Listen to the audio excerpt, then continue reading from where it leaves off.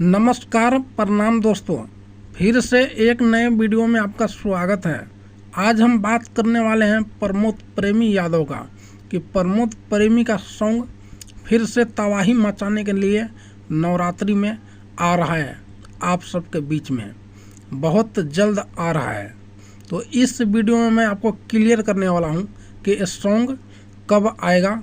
तो आप लोग वीडियो में बने रहिएगा, वीडियो को छोड़ कर जाइएगा मत कहीं, नहीं तो आप लोगों को पता नहीं चल पाएगा कि ये सॉन्ग कब आने वाला है। तो चलिए वीडियो स्टार्ट करते हैं। बात करते हैं प्रमोद प्रेमी यादव का कि प्रमोद प्रेमी का गाना आ रहा है।